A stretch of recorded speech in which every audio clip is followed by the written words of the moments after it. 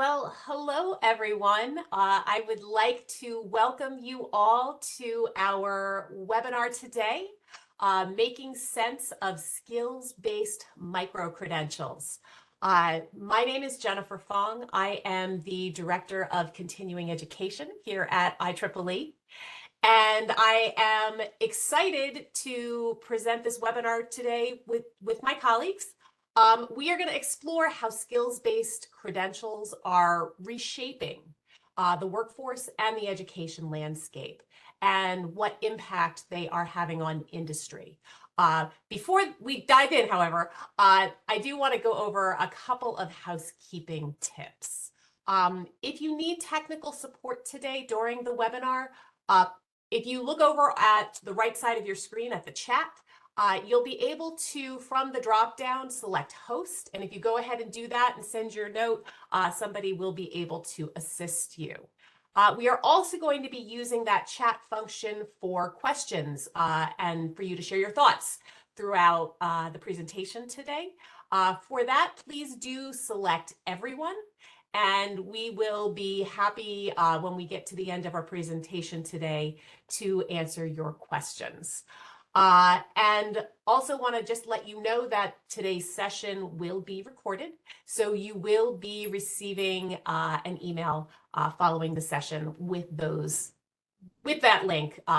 Probably today, tomorrow, I'm not exactly sure, but it will be coming. So keep an eye on your email. We will be following up with you. And for those of you who may be new to IEEE, I know we have a lot of folks on today from a lot of different places. I just wanted to share very briefly, IEEE is the largest not-for-profit technical professional organization for engineers and technologists, and we are dedicated to advancing technology for humanity. We have over 500,000 members around the world who are doing amazing things in technology, in standards, in education. And we have a lot of educational offerings from continuing education, from pre-university STEM programs, our Try Engineering website, which has lots of free resources for teachers and kids. We've got university programs and career prep, volunteer mentoring opportunities. We offer awards, we offer scholarships. There's a lot. But we have also been verifying technical credentials for over 30 years. And so we are excited today to bring this vast experience we have with credentials as we are getting into this new era of skills-based hiring and skills-based microcredentials. So my background, I actually come from the education world. I started my career as an elementary school teacher. I have been an instructional designer, and today I do serve as the Director of Continuing Education as part of the IEEE Educational Activities Group. And I would also like to introduce my two amazing colleagues who are here today as well. Melanie Booth is serving as IEEE's skills-based microcredentials design consultant. Through her organization, which is Nectary Solutions, Melanie leads cross-sector initiatives and partners with organizations, colleges, and industry associations to create and facilitate transformative initiatives that connect learning to work. So welcome, Melanie. And I would also like to introduce Khalid Mokhtar, who has 20 years of professional experience working with different IT and telco companies. And he is the current chair of the IEEE Continuing Education Committee and the former chair of the IEEE Credentialing Program Committee of the IEEE Educational Activities Board. So welcome, Khalid. Glad to have both of you here today. So let's jump into this. And my first question actually is for Khalid. Khalid, you come from industry, and we've been seeing a lot of workforce shortages. So can you talk a little bit about that? Tell us what you've been seeing. First of all, thank you, Jennifer, for the introduction, and thank you for having me on this very important webinar. And happy to join you and Melanie on this panel. I want to shed a light here on a very important thing, that we have really a big shortage in skilled technical workers worldwide. And when I say shortage, I mean that we, as industry professionals, we need technical professionals who are working in very specific technologies, very specific setups, and very specific knowledge bases. And we don't really require these people to be engineers or to have a 5 years degree education, but we really need them to understand something which is very, very specific. And this goes into many industries. For example, we're shedding the light into semiconductors. We can go through all clean room design and every detail in the industry.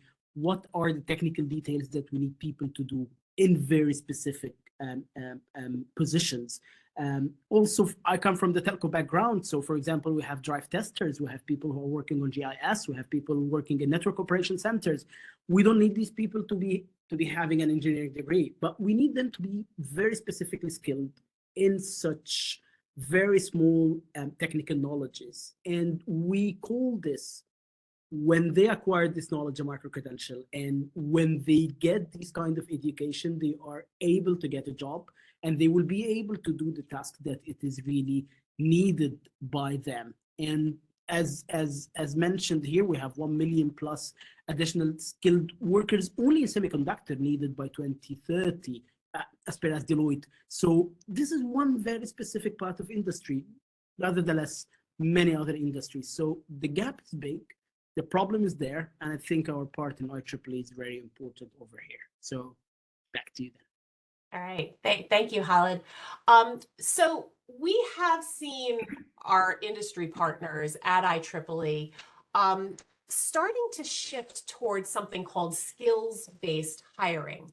As Khalid said, there are these workers that need very specific skills, these skilled technical roles that don't necessarily need a 4-year degree, but down the line could lead to more advanced degrees. So, Melanie, what have you seen in this area? Thank you. And thank you so much for having me as well. It's a pleasure to be working with the IEEE credentialing program on this initiative. Skills-based hiring is really picking up across industries, and partly because of the talent gaps that employers are experiencing, but also because our traditional ways of signaling what a person knows and can do, what their skills and abilities and knowledge areas are crossing with what employers are looking for. So we're not having the communication mechanisms that help employers find the talent they need and that help make those connections to learners that are in fact job ready. So the skills-based micro-credentials fill that gap. And particularly when we're talking about the digital credential, which contains the metadata evidence of how those skills were acquired and how they were validated. And we'll talk a little bit more about that to come. But I think that's really part of the energy behind skills-based recognition and being able to connect learners with the talent to employers who need the talent. Thanks, Melanie. And as we talk about these credentials, I think it's really important to understand the different types of credentials that are out there. I think sometimes, and I'm sure both of you have had the same experience, people they might use the word, for example, certification, just sort of globally to mean all different kinds of credentials. But a certification is a very specific thing, as are other types of credentials. So this image here just kind of gives you an idea of that spectrum of credentials that are out there.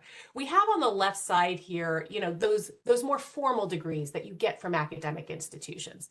And these are, really important if you're going for specific roles like engineers and so forth, where you need that university degree, or, sometimes there's a 2-year degree. But the important thing about here is that these institutions are often third-party accredited. In the United States, that's ABET. ABET does an amazing job helping to accredit these university degrees. And that's really important to make sure that those programs contain the knowledge that they need, that full spectrum of knowledge. As we move along, we get into the area of certifications. Certifications are based on a very specific body of knowledge. So you might be familiar with the project management, the PMI certification. There are all kinds of cybersecurity certifications, and these require you to know a certain amount of information and then pass a very specific test that allows you to say, I know all of the things in this body of knowledge. So that's pretty stringent as well. Then we start moving to the right on this diagram, and we start seeing things like certificates. So a lot of times you take a course, you earn a certificate. It can just be a certificate that you were there, a participation certificate, or it might contain professional credits. So continuing education units or professional development hours. There's different ones depending on where you work in a technical field and what country you're in. But those certificates, you really want to start looking at who's issuing them, because there are less rules around certificates, and therefore it's more important that those certificates come from a reputable source. And finally, we're moving now into this realm of micro-credentials.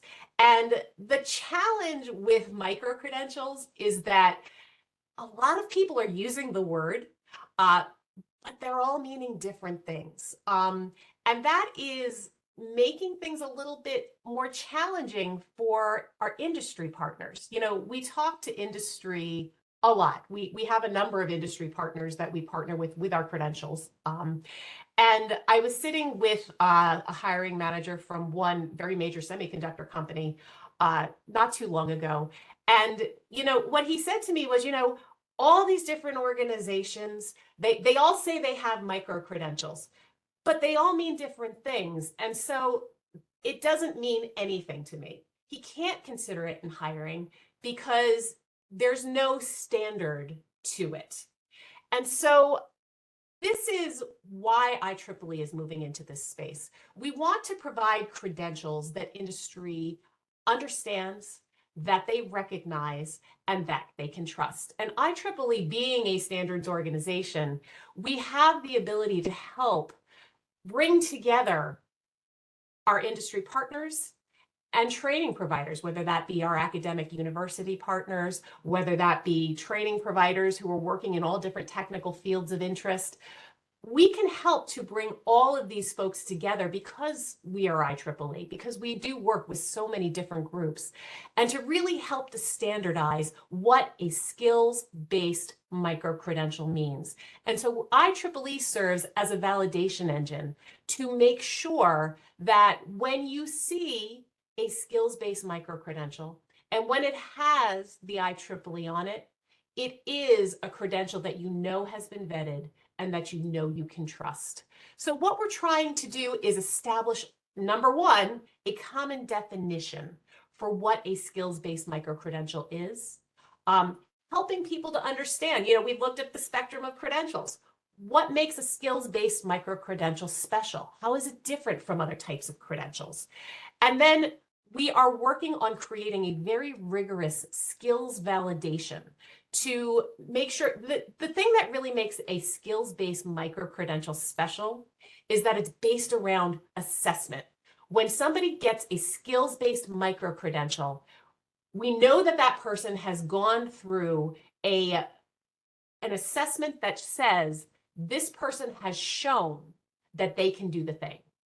And by implementing standardization, by implementing quality assurance, we can help make sure that our industry partners can find the talent that they need, and they can hire people with confidence. So, Melanie, can you talk a little bit more about the IEEE skills-based micro-credential? I will. And I want to underscore something that you said in the last slide, which is that the assessment is where the rubber meets the road here. An assessment for every learner that they can perform the skill that we're asking them to do, that micro-credential really represents. So that's a really key component. And so we are designing the skills-based micro-credentials in IEEE by really looking at that assessment that validates every individual's ability to perform whatever the skill level is and the actual specific work applicable skills that are being designed there. We're also looking at the stackability, this concept of stackability, which is how the micro-credentials can build on each other and ideally over time build into other educational programs to help facilitate additional growth, development, and attainment.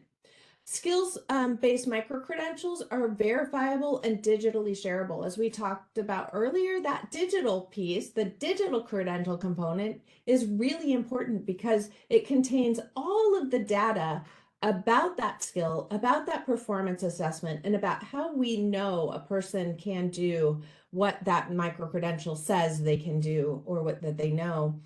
The other thing about skills-based micro-credentials is they can be delivered in a variety of ways. And we can look at distance education, we can look at in a lab, in person, as well as some really amazing technologies around simulation that are out there and being used. So it broadens our aperture and allows us to really be focused and help learners develop those skills separate from seat time. It's really about this concept of mastery.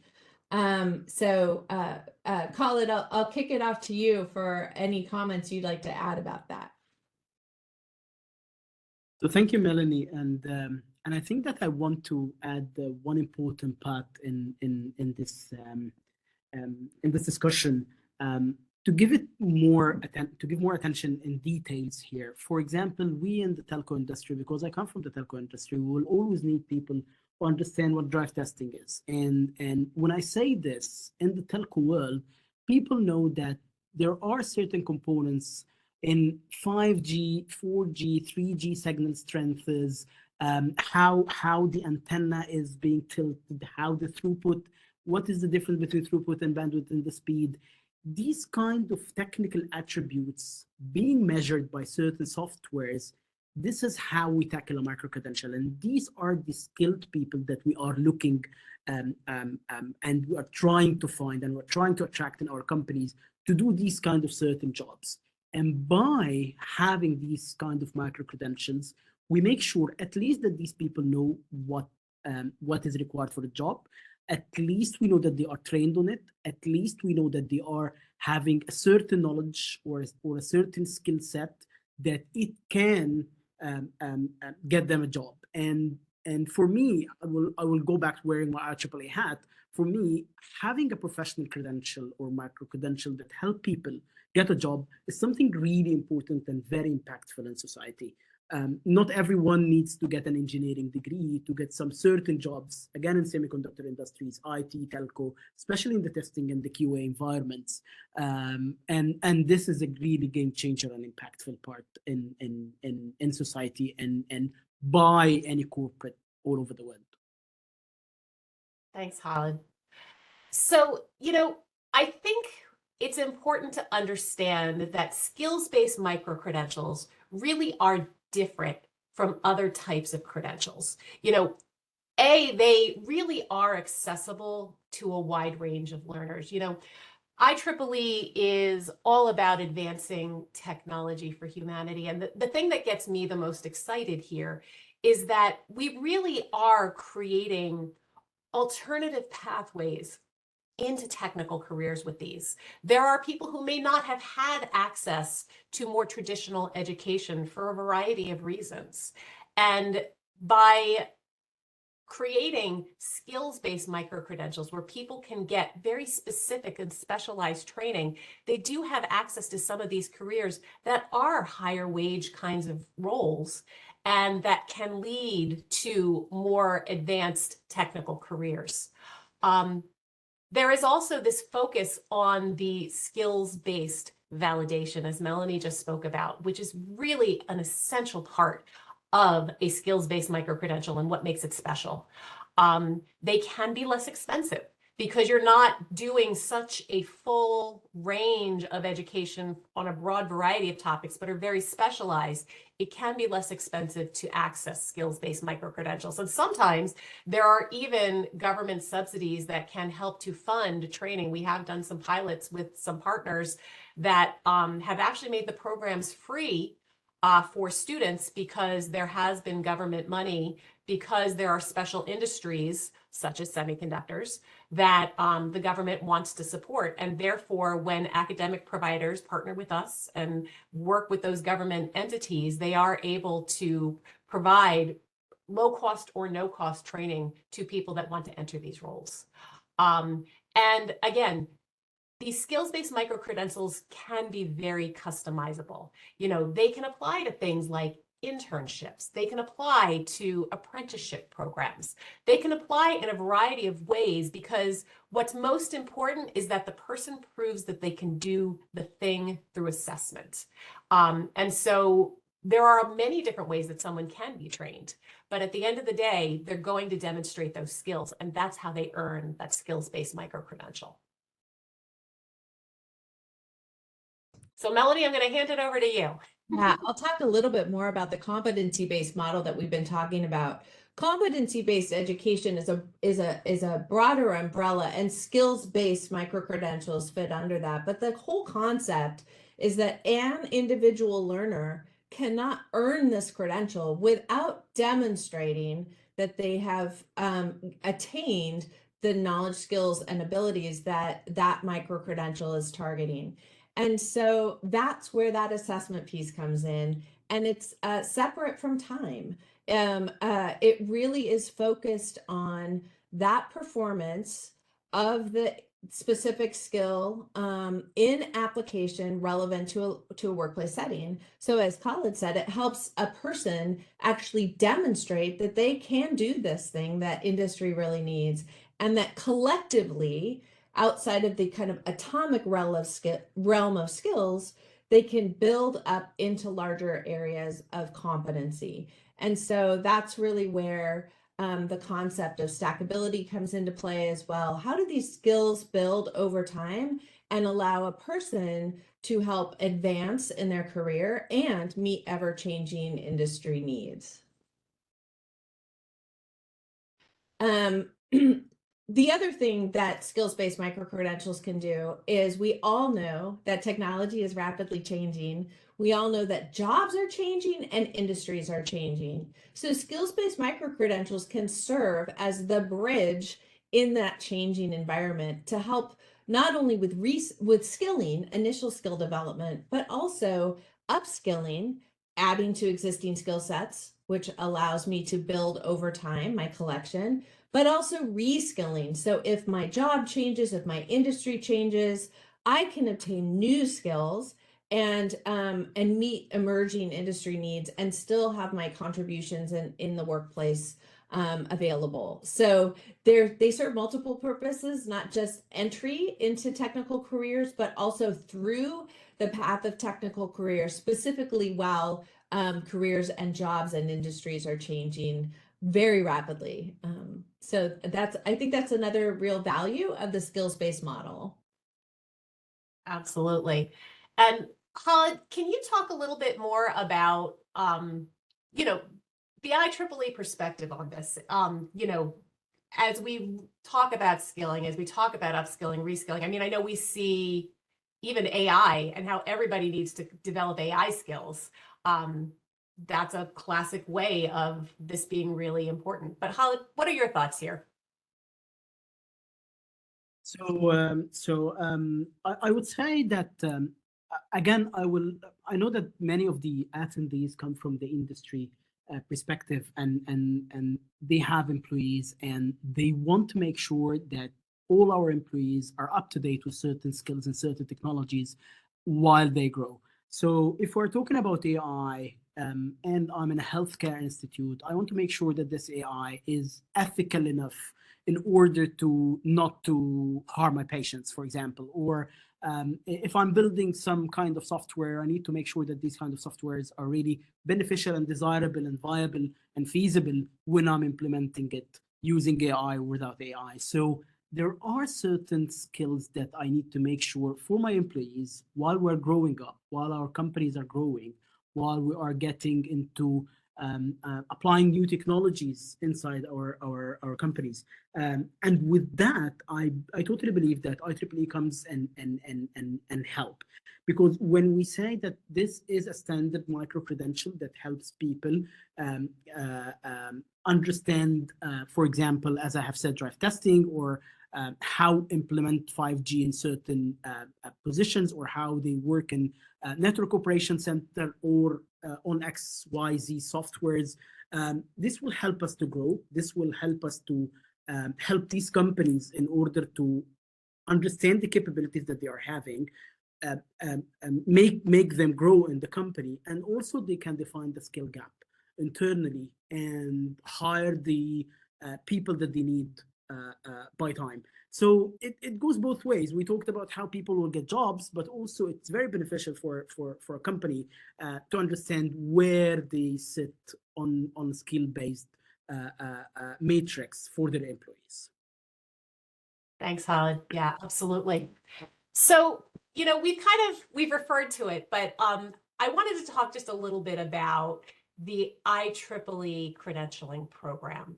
So, as I mentioned, we have been offering and validating professional credentials for technical professionals for over 30 years. So, if your organization offers technical training, you can work with us. We work with universities on programs. We work with community colleges. We work with all different kinds of training organizations. And we'd love to work with you too, to help with this goal of standardizing what skills-based micro-credentials are, and really working together to create a credential that industry can recognize, that industry can trust, and that will really help to make sure that job seekers that earn these are able to say to hiring managers, I can do the things that you are looking for. And if you are an organization, an industry organization that is interested in partnering with IEEE, we would also love to talk to you, because part of the program is to translate what skills industry is looking for, to make sure that training providers know what they are. So we work with you to identify the skills. Then we make sure that we are working with training providers to create micro-credentials specifically related to those skills. So we're kind of this bridge, but the goal at the end of the day is to help create alternative pathways into STEM careers and help existing technical professionals reskill and upskill as technology evolves. And so with that, we would love to hear now from you. So we do encourage you to go ahead and put your questions in the chat. I do see that we already have some in here. And I will say, I did see a question in here about the recording. There is a recording of today's session, and everyone who is registered will receive an email with that recording. So first question says, hello, I'm exploring the possibility to establish a training program in the company I work related to electrostatic discharge. Does IEEE have any courses related to that? We actually do. And maybe I will ask my colleague, Jennifer, who is in here with us, to grab a link to our practical ESD protection design course and put a link to that right in the chat for you, so that you will have that, Jose. Oh, and it looks like Jennifer already helped out with that, so fantastic. We have another one. How do IEEE skills-based micro-credentials, especially for AI, compare with other AI credentialing programs out there that are provided by universities, education companies such as Coursera, and industry companies like Google Cloud or Microsoft? So Melanie, would you like to start with that question? Yeah, I'd be happy to. And then Jennifer, maybe you'd like to add a little bit more color from your perspective. Sure. The model of the IEEE skills-based micro-credentials is one of as you heard us kind of allude to, the potential for customization. And this will be really helpful, particularly as industries and jobs change, and as technologies develop and employers need new things rapidly. So I would say that that's a really important differentiation. Customization within the context of standards to ensure that those skills that are identified in those skills frameworks are consistently achieved through the skills-based micro-credentials. Jennifer, or Khaled, do you want to add anything more from your perspective on that question? Yeah, I want to add something here.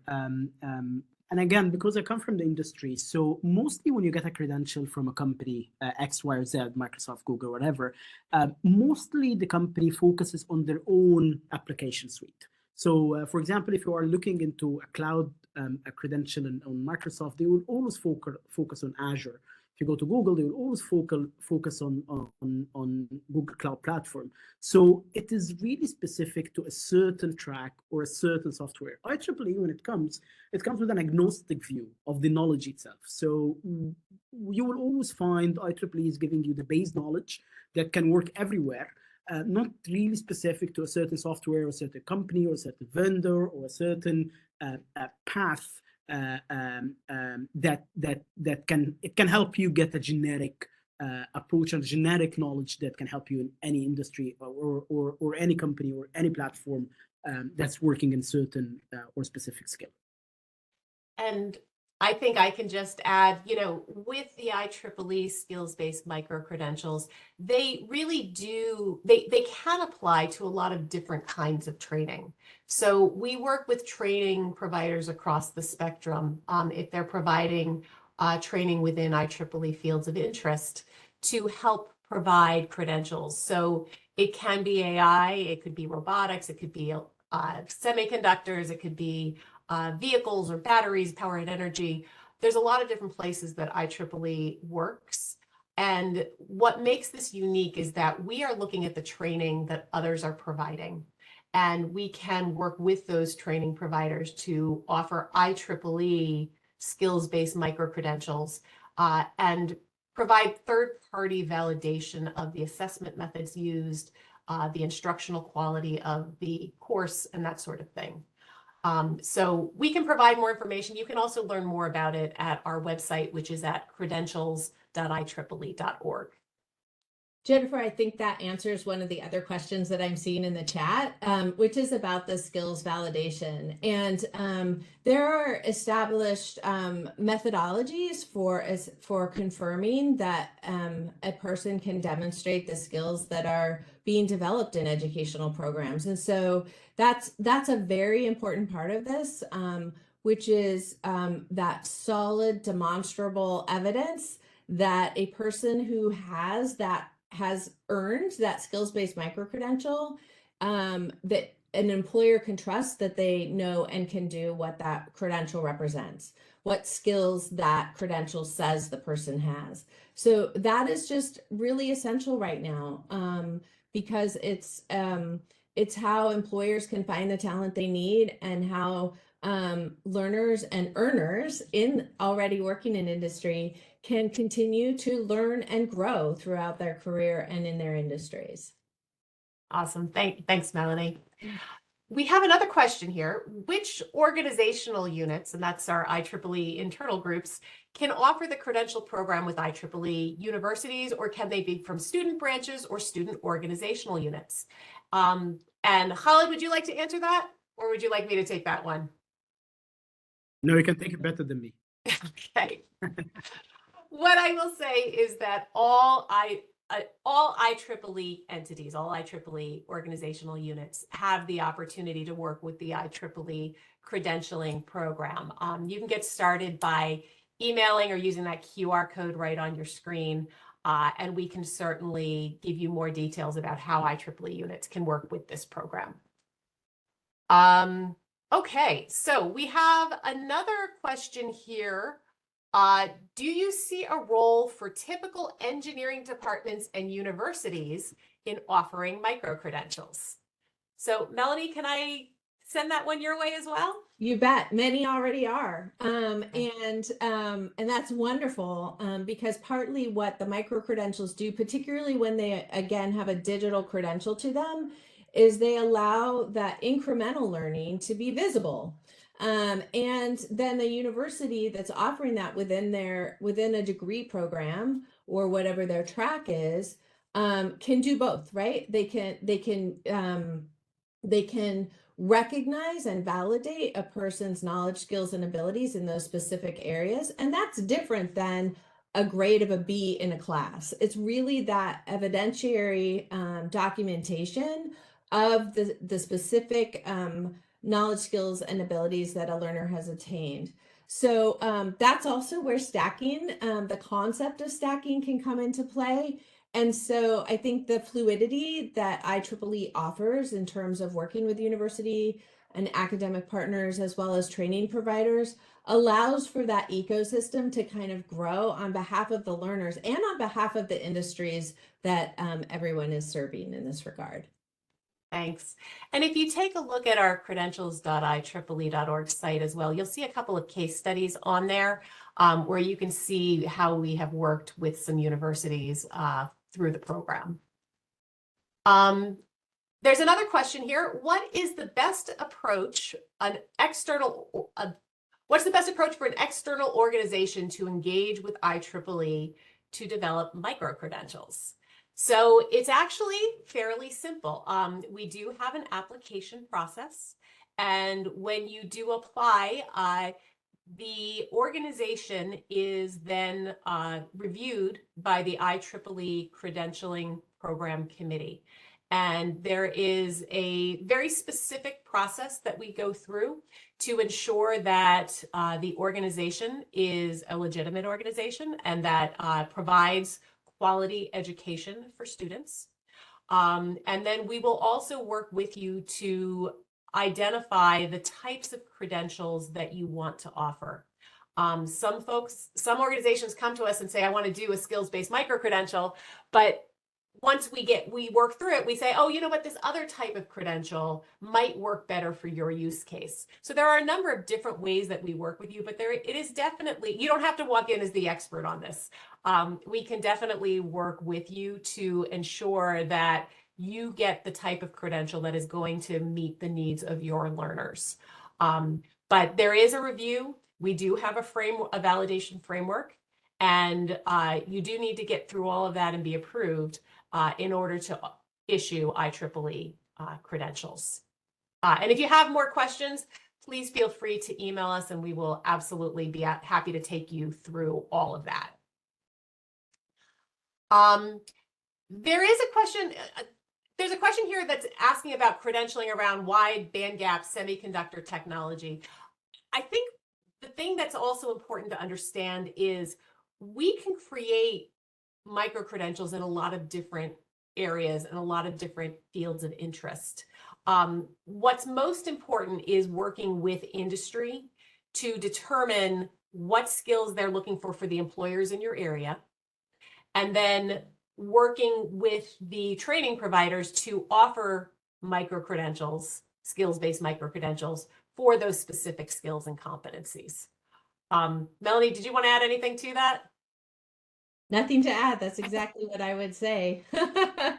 Okay. And again, you know, I think that the real a game changer with the skills-based micro-credentials is that validation component and that performance-based assessment. So that's a big part of that answer as well, to underscore that. Great, thank you.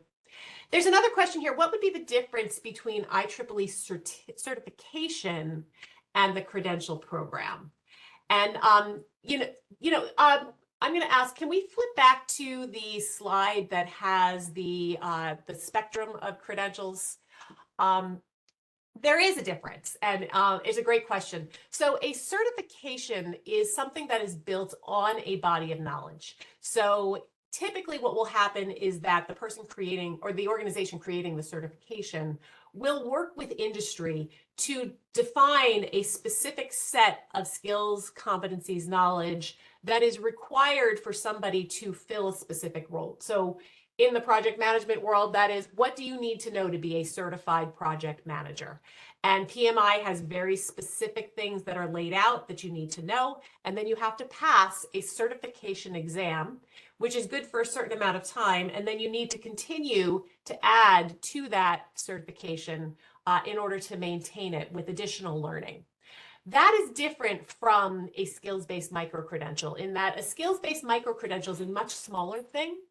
And it talks about one specific skill or competency that you have demonstrated. You might learn that there's a variety of ways you could learn it. You could learn it in a class. You could learn it in an apprenticeship. You could learn it on the job. There's a lot of different ways people learn things. But what's most important is that you have demonstrated through a valid assessment that you can do the thing. And that's when you can earn a skills-based micro-credential. Okay. I want to add something here, Jennifer, please do. before you move. Yes. Yeah, before we move on, I always say in the webinar, I always said industry, but I also mean with that the government sectors as well. So if there are certain governments around the world that they have really skill-based people internally, for example, in legal and AI, and how AI will impact legal in an ethical way, so forth and so on. So you can come to IEEE and see how we can help you in get the credentials for your employees or tracks or how you want to tackle that from the government perspective as well. Thank you, Alan. And there's another question here. How can we impact the education of young students much earlier in K-12 so they understand what is possible without a college degree? And that is a great question. And I encourage you to check out our tryengineering.org website, which my colleagues in our pre-university group within educational activities put a lot of work into. All volunteers do an amazing job there. We have a number of free lesson plans and grants and all different ways. We have a summer camp for high school students, Try Engineering Summer Institute. We have teacher training workshops. There's a lot of really great resources on the tryengineering.org site that are specifically for that, to help students learn about these engineering careers and what is possible. And it takes every single one of us to really, it's important for kids to be able to see it if they want to be it. And so, you know, I think one of the amazing things that IEEE members do around the world is go into classrooms, is volunteer their time to help students understand what is possible. What does an engineer look like? There are lots of different ways that an engineer can look. Lots of different kinds of people are engineers. And it's really exciting to be able to share resources. And the Try Engineering site will help you do that. And with that, I think we are just about at the end of our time today. So I would like to encourage you once again if you're interested in getting started with us, either as an industry partner or as a training provider, to visit our credentialing website at credentials.ieee.org, or you can reach out to our credentialing program team with that email right there. And I think someone is going to share those links in the chat right now too, so you all have them. I think we might even be able to, they might be there already. And we will be following up with a recording of this webinar soon. And before you log out, when you do leave, you are going to see a very brief 2-minute post-webinar survey. We really ask that all of you please take 2 minutes, fill out that survey. That information will be really valuable to us as we continue. We will be having more of these webinars, and we want to make sure that we are providing information that is valuable to you. So with that, I would like to thank Melanie and thank you, Khalid, for joining us today. Hopefully all of you had an amazing time today as well. We're so grateful you were all here, and we wish you a very great day. Thank you, everybody. Thank you, everybody. Thank you. Thank you, Jen. I appreciate it. Thank you. Thanks.